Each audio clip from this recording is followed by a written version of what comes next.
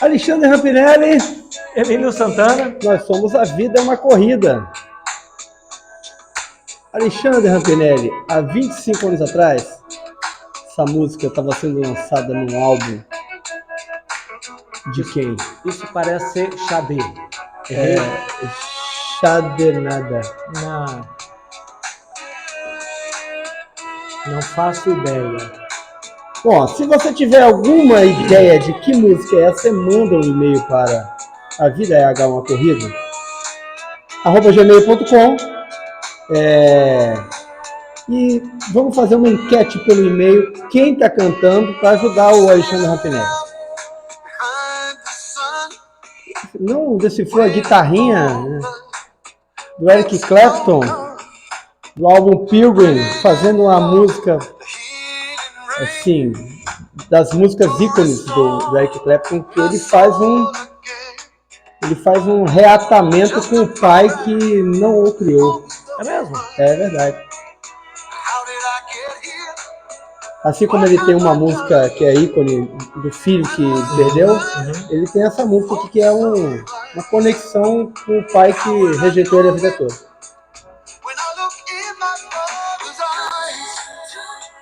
Melancólicos, começamos. Puxa, hoje é segunda-feira, mas você vai estar ouvindo a gente na quinta-feira.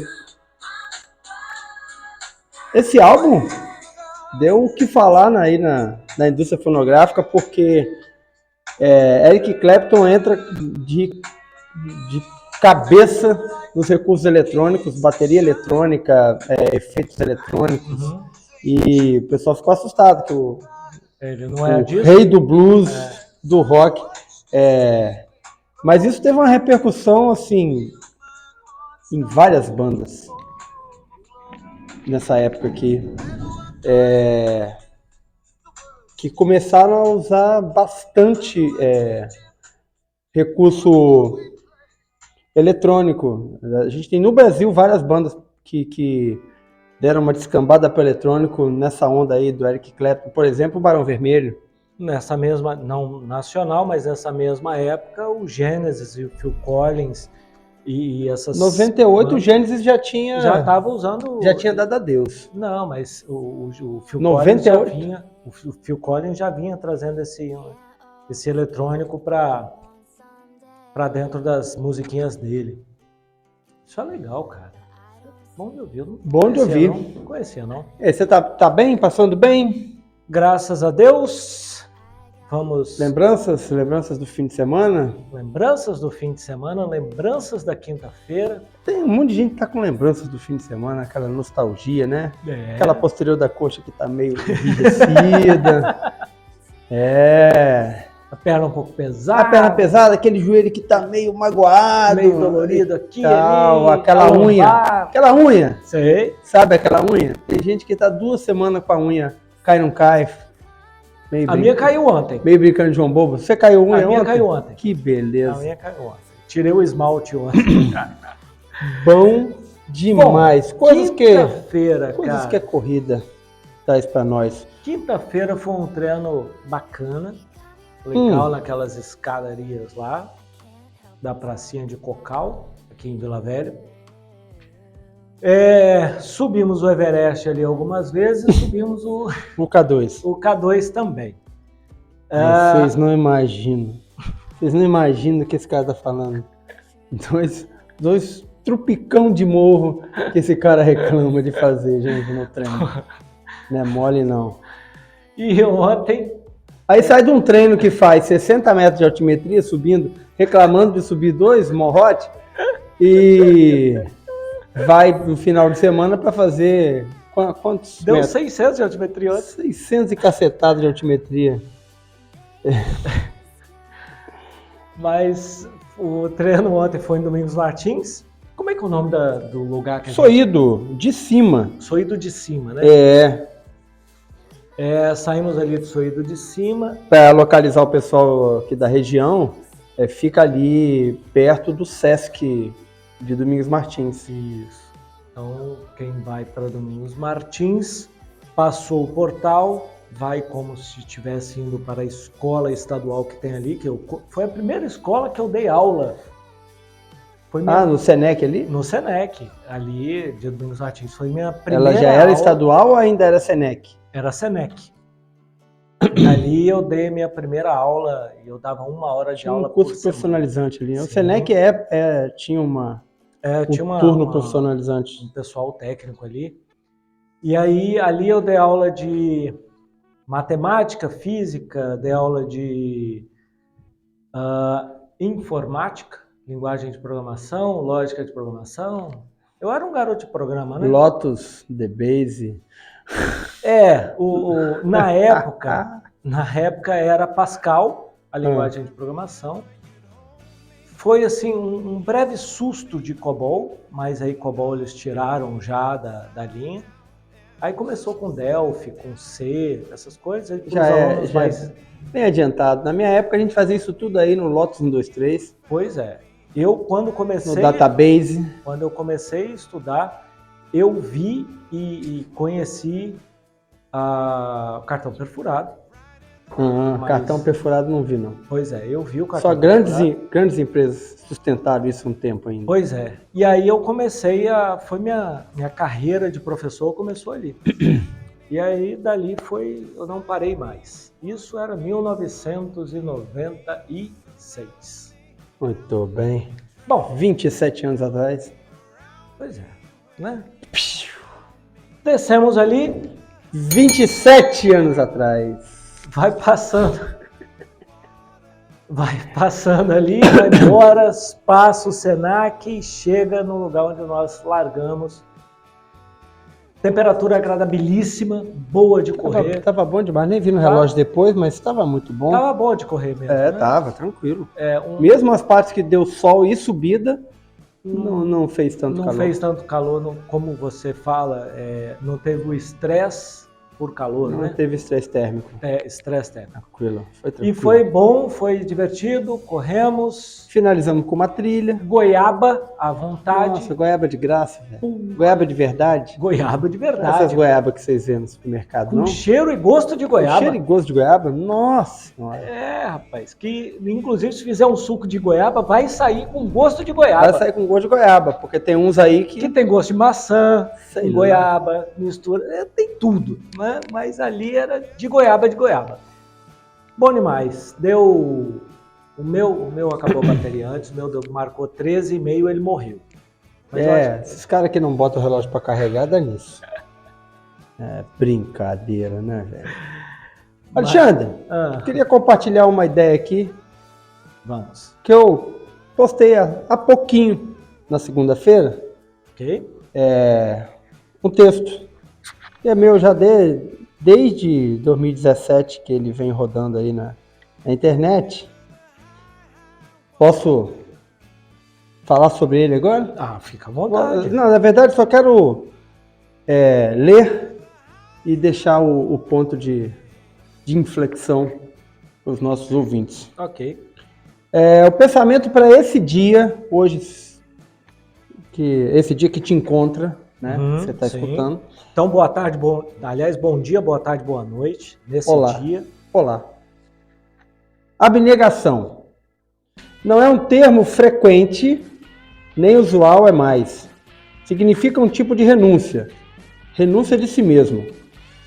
O que teria a ver abnegação com as qualidades que um atleta precisa? Ou como você poderia aplicar isso no seu projeto de vida? Renúncia talvez seja o grande entrave dos processos de desenvolvimento pessoal. Aqui, no caso do treinamento físico, composição corporal, emagrecimento, fica fácil exemplificar as renúncias. Guloseimas, excesso de treinos, certos hábitos, noitadas, etc. A abnegação pode ser entendida como uma chave para adentrar resignadamente no campo da renúncia. Abnegação, a renúncia ou a negação do próprio interesse, até da própria natureza da pessoa. Cada indivíduo se representa a si mesmo como uma determinada imagem, e é justamente a imagem que cada um faz de si que impossibilita a renúncia. Indivíduos com personalidade forte, com uma autoimagem voltada para a liderança, ou mesmo supervalorizada, criam um personagem que não se submete, não acata, não cede, não é capaz de renunciar. Vê-se como muito importante nas situações, imprescindível para as pessoas, revela-se imaturo para tomar decisões, fazer escolhas. Um paradoxo. Negar-se à própria imagem permite encontrar-se verdadeiramente. Geralmente, enquanto não encontra seu eu verdadeiro, esse indivíduo nunca tem tempo para ele mesmo, nunca está em primeiro lugar, decide-se pela opinião dos outros, se enxerga no centro nas atenções e situações. Em situações extremas, as imagens se desfazem e é inevitável o encontro consigo mesmo, que pode ser, em certos casos, um problema. Buscar a abnegação pode revelar, em alternativa à imagem autoprojetada, o nosso verdadeiro eu, que é o grande ator das transformações e conquistas. Pense nisso. Bonito, cara. Gostou? Isso é uma inflexão forte. É uma boa inflexão. E essas coisas que passam na minha cabeça quando corridas longas e ultramaratonas na época. Esse texto é de quando? É de 2017. 2017. 6 anos. 6 anos. Muito atual. É.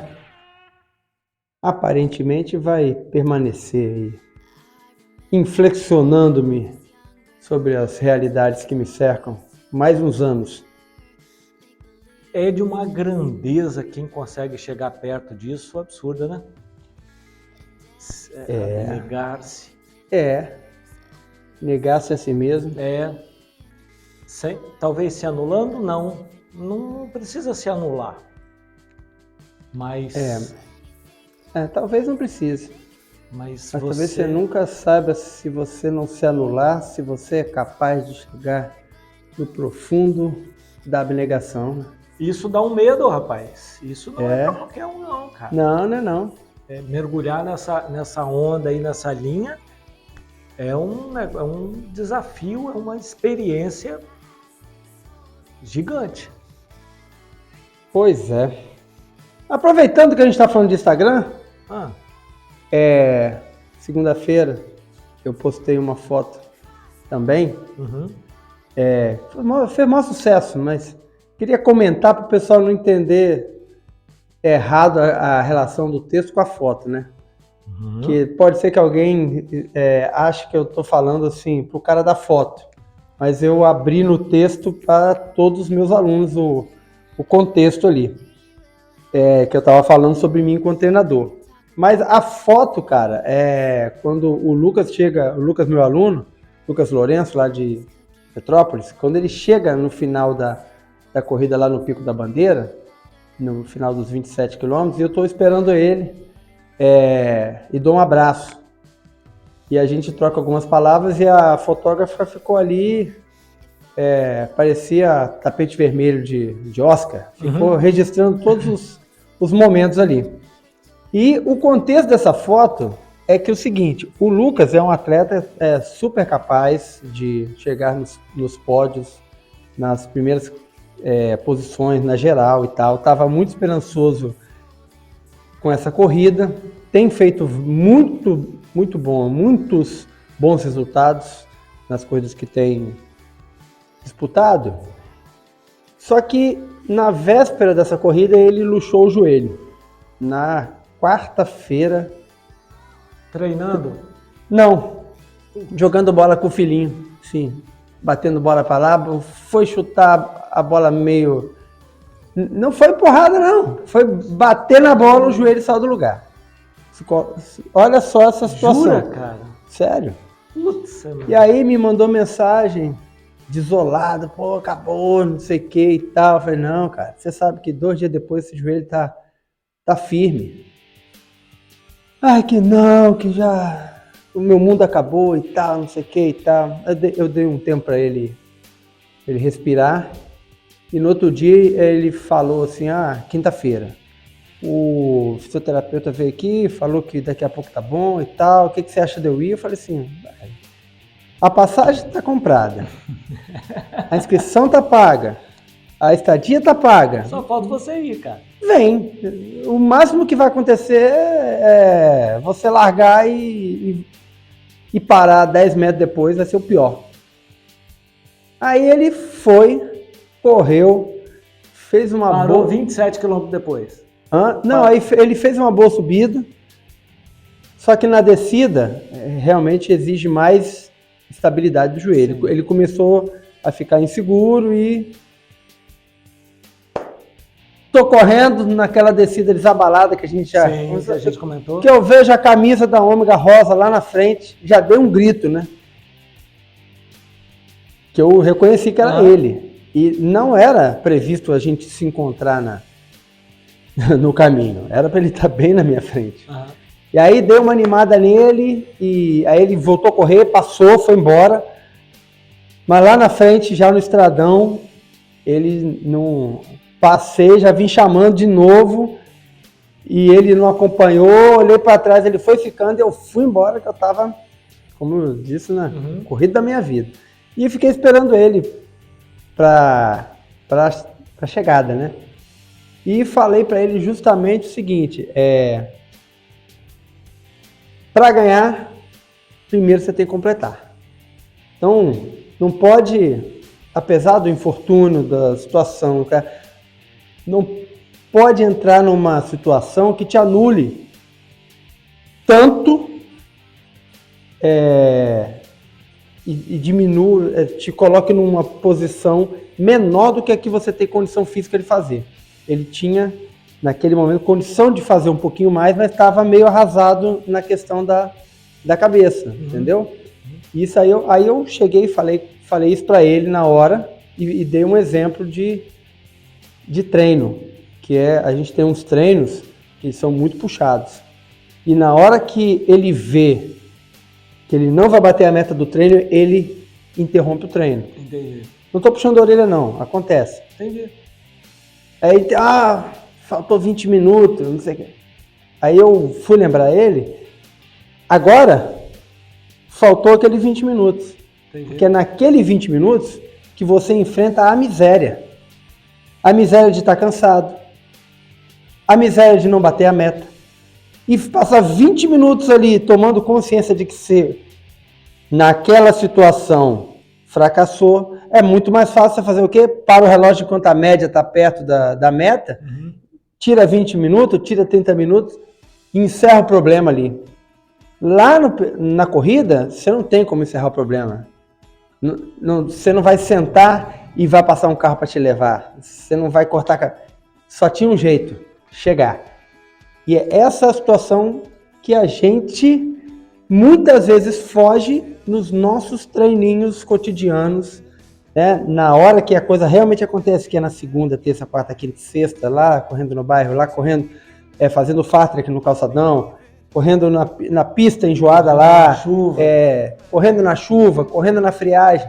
É ali você desenvolve a qualidade para superar os infortúnios que vão acontecer na prova e o infortúnio que vai acontecer na vida, né? Você dá uma topada, acontece uma coisa, um problema com o filho, um problema no trabalho, e você não vai ser surpreendido porque você já passou por muita merda, entendeu? E aí você tá calejado para se manter, para se reerguer, você tem uma situação, você tem uma palavra, é isso. A gente não pode fugir dos momentos difíceis, dos momentos desafiadores, até dos momentos de miséria mesmo, que você encontra com um eu que não é tão capaz quanto você achava. E aí você encontra um fantasma, né, cara? Isso, aí dá um problema, como eu falei. O papão tá ali, aí você vive um problema, porque você encontrou com um cara que você acha que não é, mas você é aquilo. Você é aquele. É isso aí que rolou essa semana aí, na segunda-feira, no meu Instagram. Dá um pulinho lá e lê até o final, não fica na primeira frase dele. Lucas Lourenço. Lucão. Não foi uma crítica para você, não. É porque, assim, acontece, cara. E aí você tocou um negócio aí que eu vou complementar. Leia até o final. Leia até o final. Quem não lê até o final é a mesma coisa de você matar o seu final de treino, cara. Também. Sabe, aquele, não vou ler tudo. Porra, lê tudo, cara. Não para, você começou, termina. Vai até o final. Então, assim, não é uma crítica, não. É que a gente vive, o que a gente trabalha para poder incentivar as outras pessoas. A gente tem uma visão muito doida do esporte, mas a gente trabalha muito para valorizar quem o faz.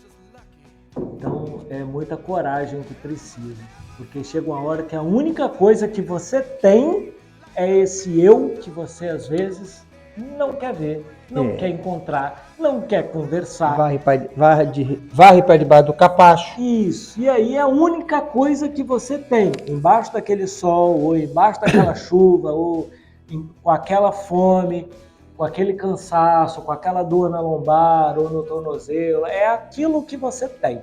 É o que te resta para chegar até o final, para fazer os quilômetros finais ali e os metros finais. É o que você tem. É isso. Temos pergunta, né? Temos participação? Temos da minha aluna Lara Nelson. Você está com o texto aí? Eu estou acessando aqui os nossos... Muito bom. Lembra do Casé? Estamos acessando os nossos arquivos. Perguntando aqui ao sistema. Quem é? É o Sanha. Quem é que tá falando? É o Sanha. Sanha. Casé Peçanha. Casé Peçanha. Rapaz. MTV, como diz o Caetano. MTV, época boa da MTV. Casé Peçanha. É o Sanha. Rapaz, e o Casé tá de cabelo, né? Outro dia eu vi uma foto dele, é que eu sigo a Sara. A gente tá falando de ex-VJs da MTV. Da MTV. E tinha uma foto da Sara com um cara, cabelo grisalho, topete. Eu falei assim, caraca, é o Casé. Aí eu fui lá procurar a menção e era o Casé, cara. Porra. De cabelo, eu não sei se eu conheço o Casé de cabelo. O Casé de cabelo, velho. Casé Peçanha, um abraço se você... Quando você nos ouvir... Alguém manda esse podcast pro Casé Peçanha, gente? Assim, não é se você ouvir, é quando você ouvir. Eu vou lançar a mão aqui da ferramenta Search. E aí, assim, a Lara Nelson, ela vem nos escutando desde o primeiro episódio e ela fez um comentário e uma dúvida que o Emílio está... A gente já falou da Lara aqui uma vez. Rapaz. Cadê o negócio? Eu queria... Sabe o que eu estou procurando? Porque eu queria me ater ao termo que ela usou. Tem um encaminhamento aqui. Vamos lá. Fala alguma coisa aí, olha só, o espaço que você teria, patrocinador, agora, neste momento, em que nós poderíamos estar falando da sua marca. Assim como a gente fala do nosso apoiador, Toca dos Calangos. Toca dos Calangos. Achei. Um abraço. A Toca dos Calangos, do Nalei, fica ali, ó, no Parque das Gaivotas, em Vila Velha. Se você é de Vila Velha, leva a bicicleta para fazer manutenção lá. Desde a bicicleta de criança até a bicicleta de competição. Passando, inclusive, pelas cargueiras, tá? Passando por todas. Isso, a minha cargueira é lá que cuida. E as minhas bicicletas de competição é o Nalei que cuida e cuidava, né? Sim. Vamos lá. A jovem pergunta aqui. Fatores psicológicos também podem causar alguma lesão física?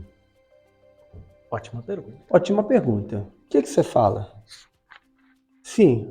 Você como você bota assim, não, eu bagunço mesmo, que eu sou leigo, eu não sei nada. Eu sou mesmo? Vou fazer o quê? Que o chat GPT, Alexandre Rapinelli, responde nessa situação? Cara, eu acho que o fator psicológico, ele Ele pode fazer com que você não faça. Mas eu não sei. Aí é ignorância, tá? A ignorância me protege, você sabe. Mas eu não sei se causaria alguma lesão. Mas ela te impediria de fazer. Impediria de fazer? Atividade. Impediria de fazer atividade, coisa. Verdade. Tá? Mas e aí eu te pergunto se isso poderia gerar. Vamos fazer aqui Vamos fazer umas...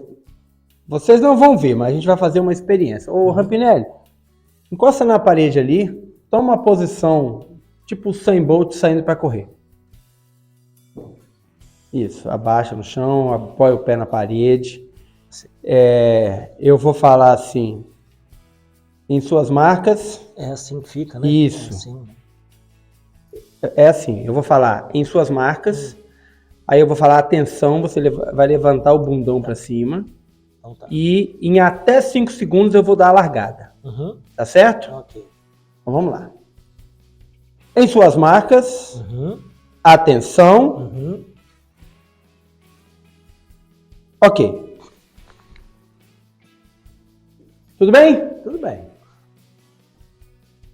Entre o atenção e a largada, como que ficou o teu corpo ali? Num sistema de alerta. Um sistema de alerta. Ali pronto para... Você estava flácido? Não. Estava relaxado? Não, de jeito nenhum. Não? Você acha que o seu corpo estava liberando endorfina? Dopamina? Tudo quanto é ina. Coisas que relaxam? Não. Longe disso. Não. A concentração lá em Você cima. estava sob... Tensão. Yeah. Certo? Tensão emocional. Ok. Você estava sobre uma expectativa. Sim. Uma certa ansiedade. Com certeza. Um certo estresse. Sim. Causado por essa combinação, aquela posição. Ok? Onde que eu estou querendo chegar? Para cada situação, o nosso corpo reage de uma maneira. E essa reação, ela indica um tônus muscular. Ok? O que é o tônus muscular? É a quantidade de ativação muscular que tem em cada situação. Então, quando eu estou dormindo, eu tenho um nível de tônus muscular. Quando eu estou sentado fazendo a refeição, eu tenho um nível de tônus muscular. Quando eu estou sentado, tem áreas que têm mais tônus do que as outras. Quando eu estou em pé, tem áreas que têm mais tônus do que as outras. Quando eu estou na posição de largada, esperando ali entre 0 e 5 segundos, que é o intervalo que pode dar o tiro, eu estou em completa tensão muscular de todas as estruturas, exagerada pela posição. Então, essa tensão, ela perturba aquela posição. Então, eu tenho ali um estresse, certo? Meu corpo reage a essa situação com um tipo de estresse que ele é. Eu acho que até atividade cerebral dá uma... Atividade cerebral, atividade hormonal, atividade gástrica,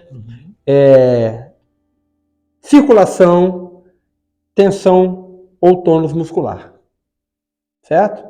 Se eu te der um susto, você vai entrar numa outra configuração de tensão muscular.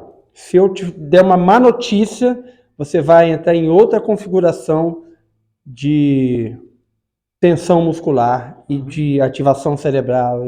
Então, todo o corpo ele vai modificando de acordo com a situação. E aí a gente, em vez de falar fatores psicológicos, a gente vai falar de condição emocional. Tá certo? Então, os momentos que a gente vive na vida, eles podem ficar marcados na gente em condições emocionais. Haverá pessoas que vão estar 50% do seu dia numa condição emocional que o Usain Bolt estava entre a atenção e o tiro. Certo? Tem pessoas que vão passar 50%, 80% do seu dia na condição emocional de quem vai receber uma má notícia. Certo? Tem pessoas que vão passar boa parte do seu dia na condição emocional de quem recebeu uma má notícia. Tudo isso gera uma repercussão na ativação cerebral, na tensão muscular, na circulação. Essas condições emocionais, elas se mostram para fora do corpo numa linguagem não falada. Que é a linguagem corporal. Numa linguagem corporal. E elas se demonstram através de posturas.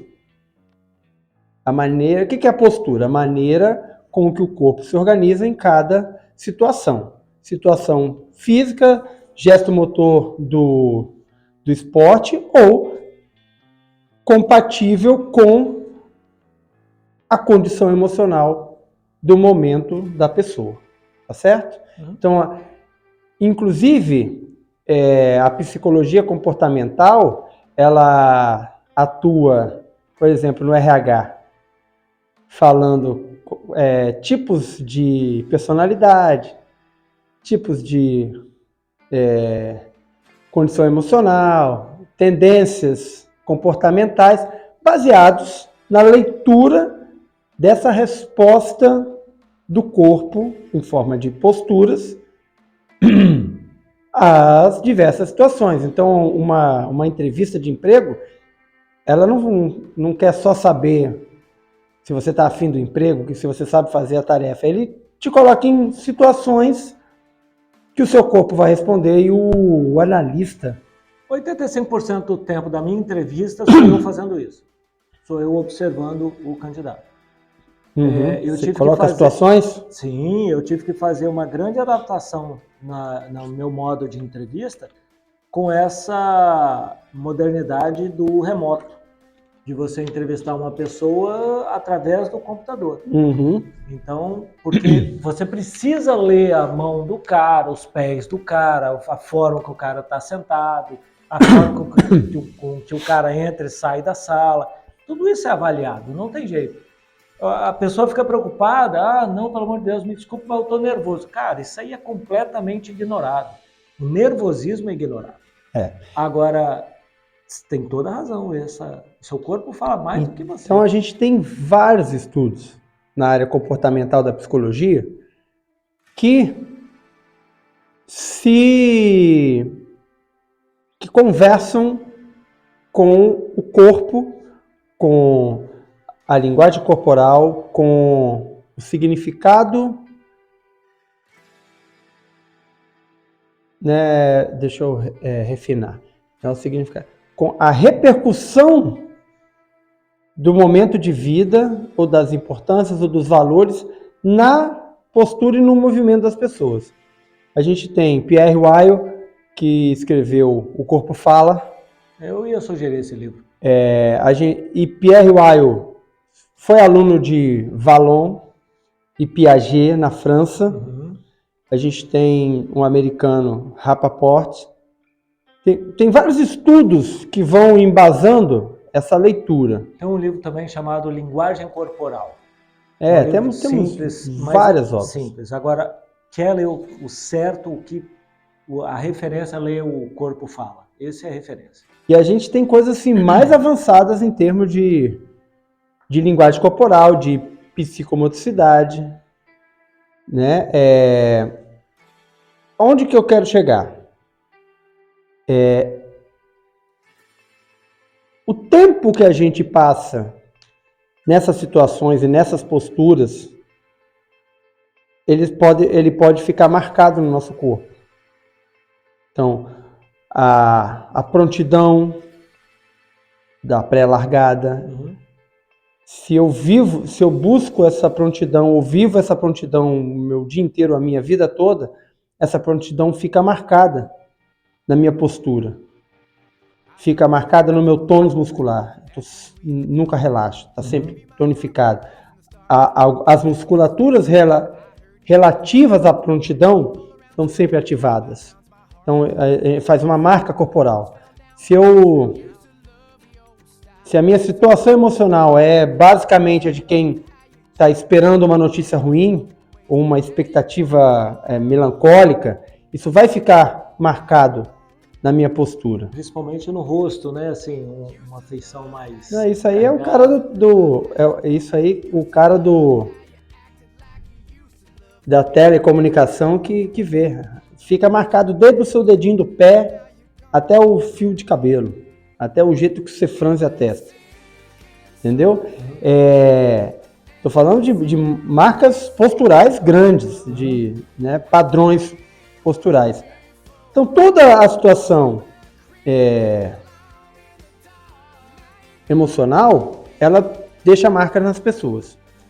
A estrutura emocional da pessoa, ela deixa uma marca. Então, muitas vezes a gente olha uma pessoa, quem tem conhecimento, quem consegue conversar com essa noção de conhecimento, olha para a pessoa e faz uma leitura ali do que é a propensão emocional. E isso com o corpo também. Por exemplo, o gesto motor dos esportes, eles precisam circular em várias posturas, em várias configurações. Se você tem uma marca postural, você já não consegue alcançar algumas posturas. Você está aprisionado naquela marca postural ali. Se você não consegue alcançar algumas posturas, ativações, configurações do corpo, você vai trabalhar numa conformação não ideal. Isso pode gerar um acúmulo de tensões, um tensionamento em lugares... Um desgaste prematuro? Calma. Você vai jogar tensões para porções que não são as mais capazes daquela solicitação, e você vai gerar uma sobrecarga, seja muscular, seja articular, seja óssea. E isso, se você enrijece as posturas, não consegue transitar entre as posturas, se você tem uma sobrecarga de um gesto que é fora dessa predominância que você consegue se comportar, isso vai gerar propensões a mau funcionamento. Se a gente insiste, se a gente, ou no comportamento esportivo, ou se a gente insiste na configuração postural, a gente tem uma tendência a fazer lesões. Estou falando assim em linguagem leiga, fazer lesões, de encontrar percalços no funcionamento do corpo. Então, de uma forma complexa, de uma volta danada, fatores emocionais, eles não são causadores de lesões. Mas caminho para. Mas há uma correlação, há uma influência no tipo de uso que você vai dar no corpo que poderá desenvolver uma lesão. Tá? Okay. E isso a gente confere quando você chega alguém com um tipo de lesão e você cruza com a comunicação corporal que ela te passa. E aí você pode procurar saber coisas da vida dela, situações emocionais da vida dela, que vão quase certamente corroborar o que a linguagem corporal está te passando. Isso aí acontece sim, bem comumente quando a gente trata de lesão, vai fazer reabilitação. E aí fica aquele ponto, cada profissional que trabalha com isso e tem acesso, influencia no comportamento, influencia se você como profissional influencia no comportamento, você influencia no no emocional, você indica para um profissional competente para tratar da psicologia da pessoa, aí começa uma triagem que pode ser colaborativa na solução do problema físico, mas que vai passar por soluções emocionais, posturais, visão de mundo, várias coisas que precisam ser libertadas ali para poder libertar o corpo, que está meio aprisionado numa situação que pode vir a partir de um fator emocional. Ficou preocupado? De jeito nenhum. De jeito nenhum. Eu tô aqui, assim, pensativo porque é muito legal isso. E é o corpo, a linguagem corporal é um negócio muito curioso, cara. Às vezes você tem que fazer um poker face ali para disfarçar o tanto que você tá cansado, porque a leitura não aprova, o cara tá cansado, deixa eu dar uma batida aqui, ou então o cara não tá cansado.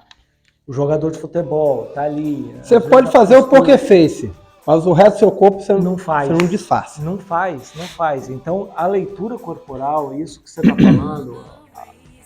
É igual o cara que é tímido, que senta com o joelho e os pés para dentro, assim, ó. Essas técnicas, eu vou falar para os meninos aí, cara, lê o livro, o corpo fala, você vai se dar muito bem, cara.